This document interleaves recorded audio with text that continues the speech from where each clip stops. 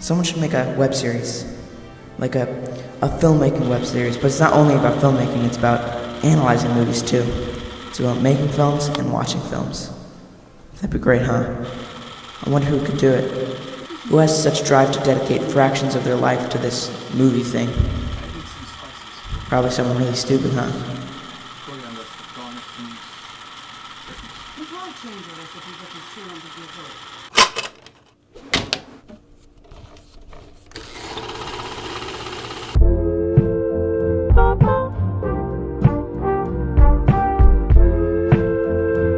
She's been murdered, and you think I did it. Hey!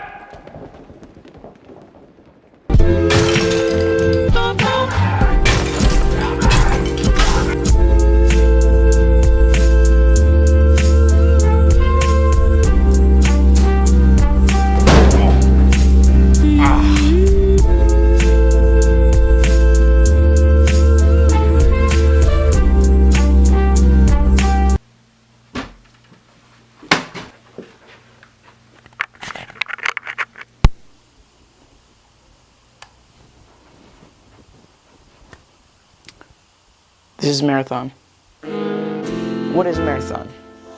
Basically, Marathon is a filmmaking series, but it's different. There's two kind of cultures in YouTube in terms of filmmaking. There's the creation and the analysis. The creation, like DSLR Guide and D4 Darius, kind of deals with the storytelling, the how to make your own original content. And then there's analysis, which basically tells you, like, it really breaks down the art behind filmmaking. But what I want to do is I kind of want to combine these two. I want to make a filmmaking show that also breaks down movies. How am I going to achieve this? How is this going to work? Well, that's where I kind of go into the structure of the show. It's going to be made in pretty much two parts. The first part is going to be analyzing a scene in film, or really any type of media. It can be a short film. And then the second episode is basically going to be me recreating that scene. For each creation episode, I'm going to be doing an in-depth behind the scenes, what the struggles, what I learned, what are some criticisms on my own recreation, what I could have done better. And then the analysis is going to be me breaking down almost shot for shot what made the scene work, what made the cut work, what made it exciting, what challenges I think went into it so I can try to avoid it. I'm going to try to release an episode a week, but this doesn't mean that I'm going to be releasing an analysis and then a creation, an analysis and then some of the scenes are going to be like 3 minutes, and I can't be directing a 3-minute film, with actors and props and locations every week. But I do want to release something every week. So each episode is going to be me either preparing, analyzing, or creating. If there's a delay, a problem, I can't do it over the weekend, there will still be something for you guys, but it might not always be an analysis and then a creation. And then after about doing it for 3 months, with all these techniques I've learned, I'm going to make my own short film. And then I'm going to keep building on this. I'm going to make all these episodes, go for a month hiatus to film and edit my short film, release it, and then keep doing that until summer of 2017. Where with all this experience that I've gotten, all this analysis, all this breaking down, for every week and every 3 months making a short film, my goal is to make a feature film at the end of the year. Now, however ambitious that might seem, however stupid that may seem, however naive that may seem, if I set a high goal for myself and if I release these episodes and I make these short films, I think it'll push me to try to work as hard as I can, regardless if that happens or not. So yeah, and of course, I'll bring you along for the feature film. I want to make an in-depth behind the scenes, and hopefully this will all work out. And if it doesn't, I'm going to still do something big by the summer of 2017. So let's jump into the first episode. The first thing I'm going to be analyzing is a scene in Prisoners. It's right near 3/4 of the movie. And by the way, spoiler alert, definitely go see this movie. It was my favorite movie for a long time. Not that it isn't anymore. It's just that there's so many movies that I've watched, I can't pick one. A brief synopsis of what has happened so far. 2 little girls have been kidnapped, the children of Mr. Dover and Mr. and Mrs. Birch. The story mainly follows 2 characters, Mr. Dover, played by Hugh Jackman, and Loki, the detective working on the case, played by Jake Gyllenhaal. Detective Loki, when at a candlelight vigil, notices a suspicious man only referred to as Tall Man in the script. We later learn that this man's name is Bob Taylor. After Loki notices Bob, they have a brief foot chase, but he escapes. Bob becomes a suspect in the case. A police drawing is sent out all over town to look for the suspect. A woman working in a retail store identified the drawing immediately, noting that the man in the drawing usually buys children's clothes and was once caught messing with the mannequins. You can take with that what you will. She also catches his license plate after Bob Taylor goes to her store again, and she calls the police to notify them. The following scene is the encounter with Loki and Bob Taylor. So a brief scene synopsis. Loki gets to Bob Taylor's house and begins to interview him. After increasing tension between the two, including some great dialogue with a chilling line delivered by Jake Gyllenhaal.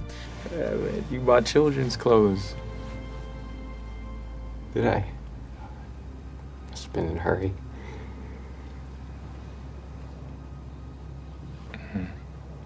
Mr. Bob Taylor snaps, trying to resist. Loki, of course, beats the shit out of Mr. Taylor. He navigates Bob Taylor's maze and pig-ridden house to find a locked room filled with industrial crates. After retrieving his crowbar and restraining Bob Taylor, he begins to break open the crates to find bloody clothing and snakes.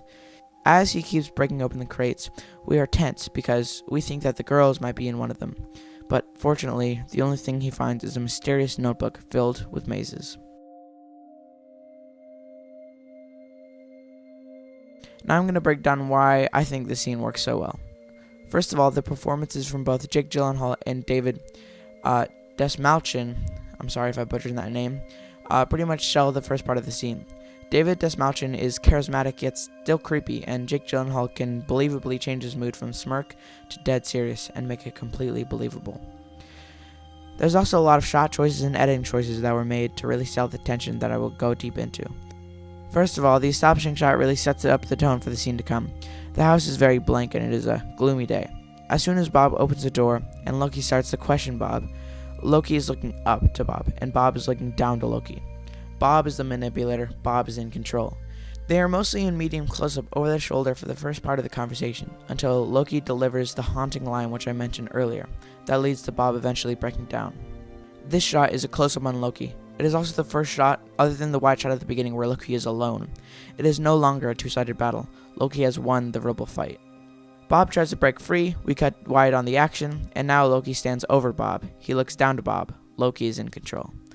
As Loki navigates around the house, the camera starts to move. As a general rule, when the characters are static, the camera should be static. When the characters move, the camera should move. But there's more to the camera movement than just motivational.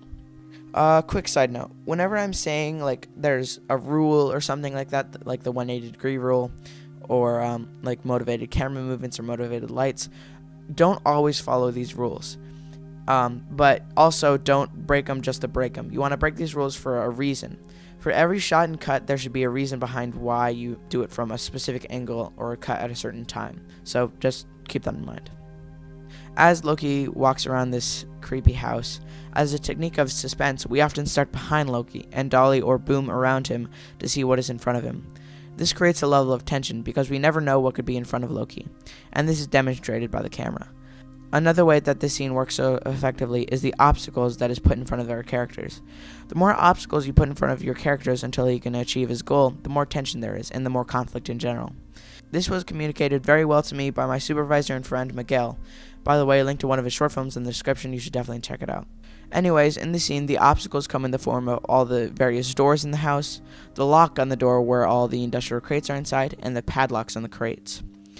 As I said before, the more obstacles you present your characters with, even in small scenes like this, the more tense the audience will feel. You know, if it was just kind of A happened and then B happened, like he just walked in and whatever he found was right there, it wouldn't be interesting. The point is to have as many obstacles as possible.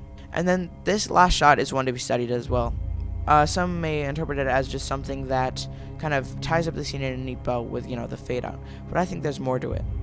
So Bob Taylor in this shot is at the same level as Loki, as what Loki has just discovered has left no answers and just more questions. So Bob and Loki are basically at the same level. His plan has worked. He is yet again in power, but he's still contained, so he's not above Loki either. He looks to the right of frame to where Loki exited, as if he knew exactly what just happened because he had been devising it for that long. Now, with all these techniques combined, this scene goes from being an average scene with 2 great performances to a tense, nail-biting, and almost mystical scene that leaves us with a sinking feeling of the uncertainty and helplessness that goes all throughout this movie. If you want to help the show out, if you like what I'm doing, please subscribe, like, comment, share, get the word out about this new series that's happening. That will hopefully be something new and original that you guys can enjoy. So yeah, see you guys next week with a new piece of content. See you guys next time.